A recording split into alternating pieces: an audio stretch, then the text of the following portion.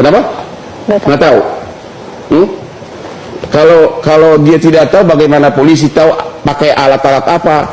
Kan itu dia, kan dia.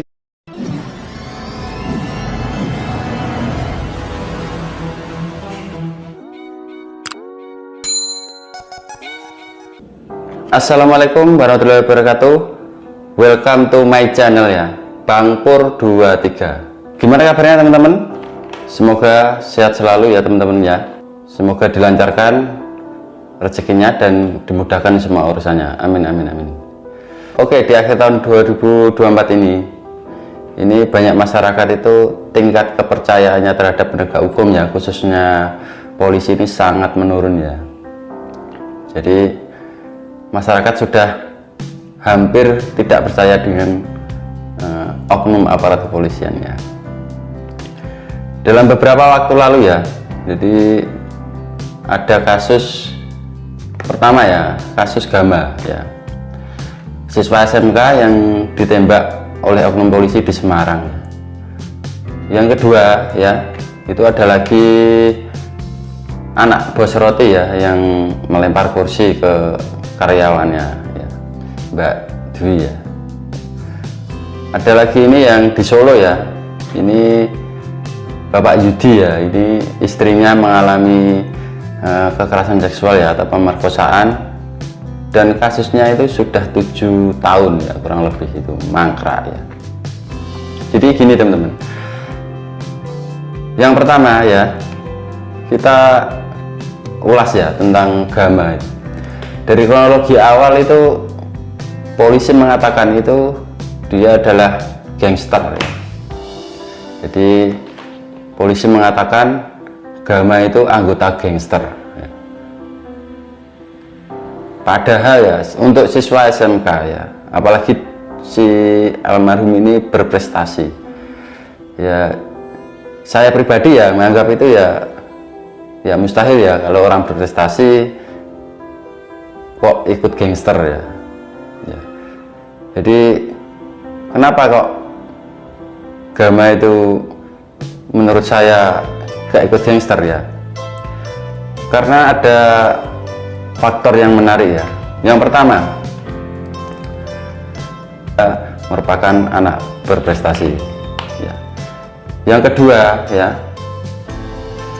dia pernah menang lomba paskibra di Akpol ya. Ini yang luar biasa ya, lombanya itu di Akpol ya, dia pernah menang. Tapi kok pihak polisi mengatakan ikut gangster ya, itu kemungkinan besar ya nggak mungkin lah ya. Untuk yang ketiga ya, cita-citanya Gama ini ingin menjadi polisi ya. Jadi dia aja punya cita-cita untuk menjadi polisi. Terus yang keempat, dia tidak ikut dalam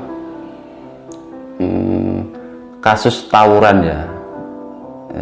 Intinya Gama tidak terlibat dalam aksi tawuran. Jadi kalau dilihat itu ya di videonya ya, di videonya itu yang ada di Indomaret ya itu, atau Alfa itu ya. Jadi dia naik kendaraan terus langsung ditembak sama polisi itu ya. Jadi bukan pas dia tawuran ya ditembaknya ya. Terus yang membuat kita ragu ya, itu pernah itu ya, Kapolrestabes Semarang itu pernah terlibat kasus korupsi ya. Itu sumbernya ada ya, di media ada. Jadi beliau itu pernah terlibat dalam tindak pidana korupsi ya, yaitu kasus korupsi Menteri Pertanian ya, Syahrul Yassin Limpo ya. Ya itu teman-teman bisa googling sendiri ya. Itu nanti seperti apa kasusnya, apakah Kapolrestabesnya ikut terlibat atau tidak ya. Jadi kita ngomong sesuai fakta yang ada di media, sumbernya juga valid ya. Terus yang korban kedua ya, yaitu ya tadi pelemparan kursi oleh anak bos roti di Cakung ya. Jadi korban ini sudah 2 bulan loh ya, 2 bulan melaporkan kasus itu tidak ada penanganan ya. Oke lah, kalau mungkin polisi masih repot, sibuk mengurusi yang lain ya. Tapi kasus ini kan kriminal ya, yang urgent ya, harusnya ya ditangani dulu lah. Mungkin kalau ada waktu jeda seminggu, 2 minggu oke lah. Tapi sampai 2 bulan, 2 bulan nggak ditangani ya. Ini kemana ini Polsek Cakung ini ya?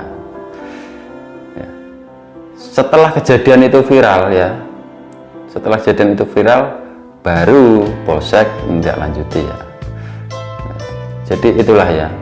Jadi tema kita itu ya seperti ini, no viral no justice ya. Jadi kalau belum viral ya, jadi hukum ini tidak akan terwujud.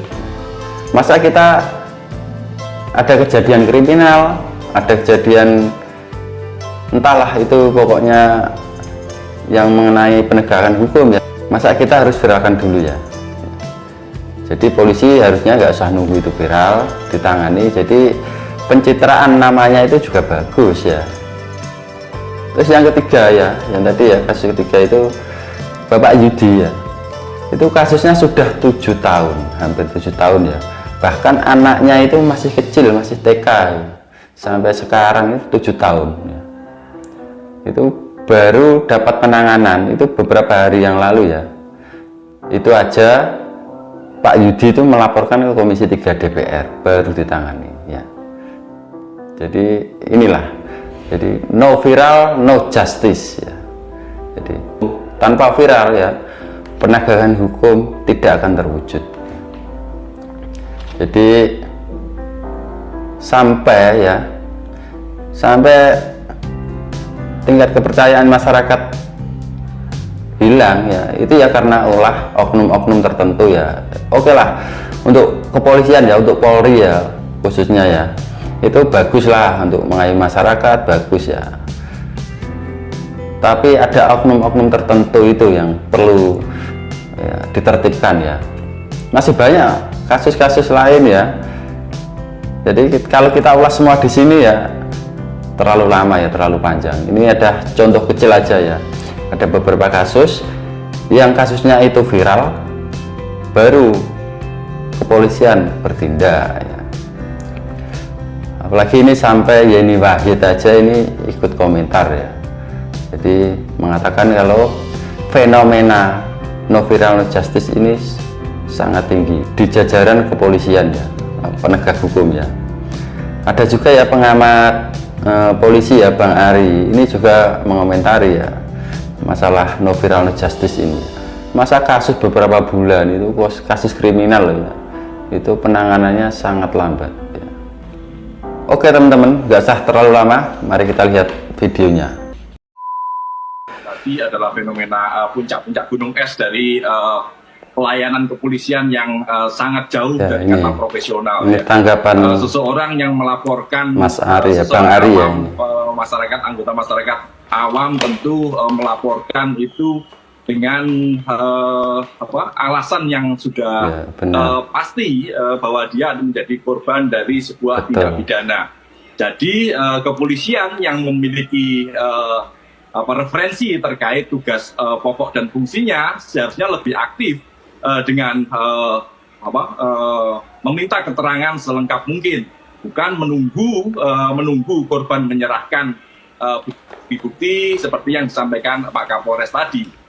Makanya kalau kemudian proses ini lama, tentu menjadi pertanyaan bagi masyarakat, mengapa lama. Dalih kepolisian seringkali memang sesuai dengan prosedur normatif seperti yang disampaikan Pak Kapolres, dan ini seringkali memakan waktu lama dan mengecewakan masyarakat yang mengadu mencari keadilan di penegak hukum di kepolisian kita seperti itu. Makanya memang harapannya sih kepolisian lebih aktif, lebih proaktif dalam mencermati tindak laporan dari korban. Kalau kita melihat bahwa laporan korban ini kan mulai dari salah satu polsek, kemudian dipindah ke Cakung, baru kemudian di Polres. Di Polres pun juga hanya ditanya-tanya seperti itu, tapi tidak diproses. Waktu 12 hari dengan alasan mengirim surat dan yang lain-lainnya. Ini alasan yang sangat klise sekali di kepolisian, karena kalau tadi dikatakan bahwa ini kasus pidana umum, ya memang semua pidana itu adalah pidana umum, ya masyarakat yang jadi korban ya seperti itu sudah biasa terjadi. Ini terkait dengan kasus pidana. Bagaimana dengan kasus-kasus yang biasa? Ya. Hal serupa yang juga terjadi, bahkan ada kasus yang 2 tahun, 3 tahun yang 7 tahun aja ada ini ya. Dengan alasan bahwa ini mengikuti prosedur. Masyarakat tentu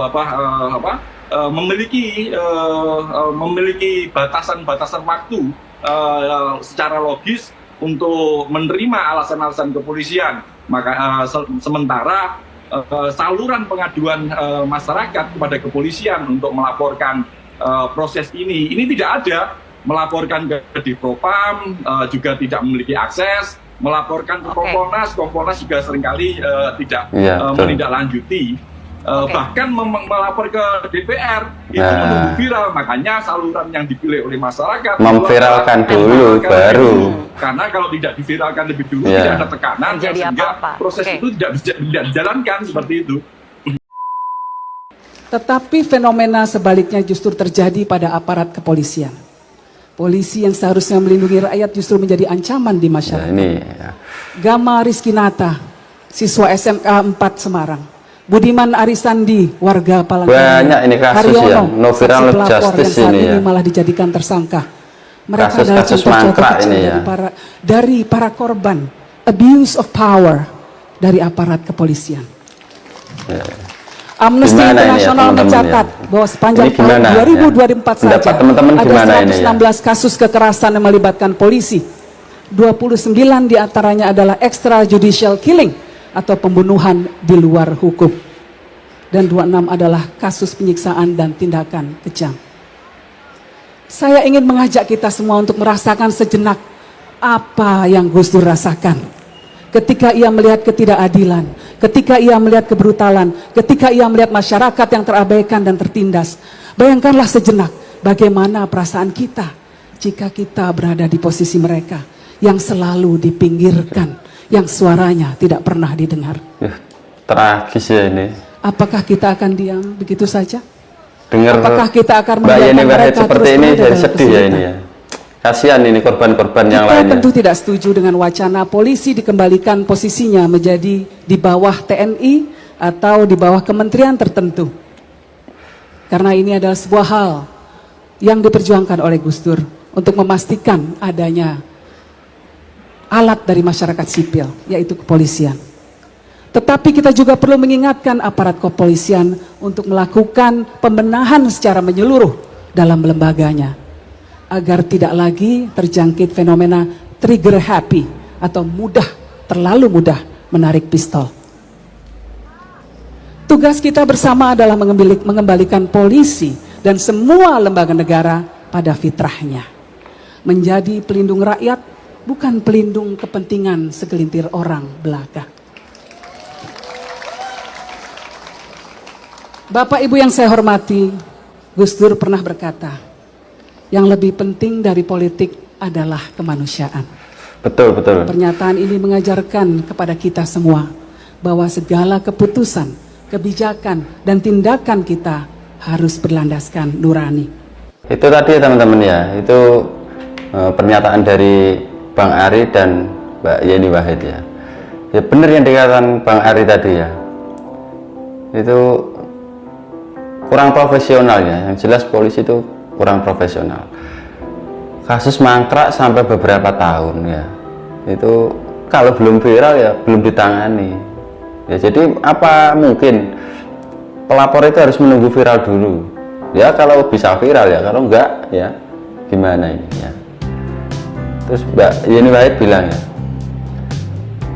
enggak cuma kasus Gama ya, Solo, ada lagi kasus-kasus lain itu ya yang sampai sekarang belum tertangani.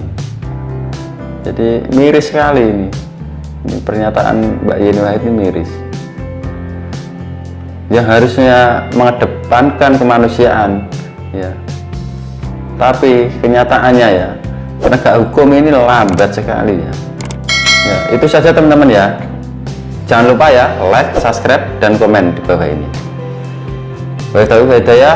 Wassalamualaikum warahmatullahi wabarakatuh. Bye. Jangan lupa like, komen, share, subscribe, supaya channel ini berkembang.